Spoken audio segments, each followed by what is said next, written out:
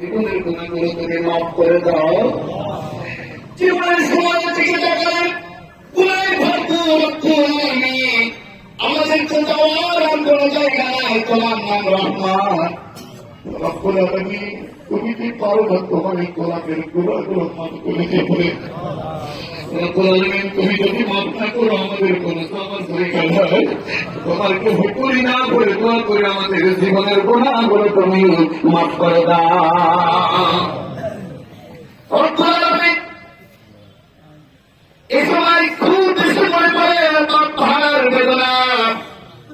9টা বছর পাহাড়ে ফেলেছি আল্লাহ। আপনাকে বলে বলবে আপনাকে সেই সৌভাগ্য ফেলেছি 9 বছর। জানি না আল্লাহ সেই সভ্য থেকে কষ্টের উপরে কষ্ট সহ্য করে আমাদের আত্মা আমাদের মা কত যন্ত্রণা ভোগ করে আমাদেরকে রব্বুল আলামিন কষ্ট দেয় নাই, মানুষের মতো মানুষ করার চেষ্টা করেছে আল্লাহ। ওই আত্মা তাদের নাই কবরস্থ হয়ে গেছে আল্লাহ। রব্বুল আলামিন, ওই আত্মার কবর তুমি জান্নাতের টুকরা বানায় দাও। মা জননীতে নাই কবরস্থ হয়ে গেছে আল্লাহ। পরিবার হয়ে দোয়া করে মার কবর তুমি তুমি জান্নাত বানায় দাও।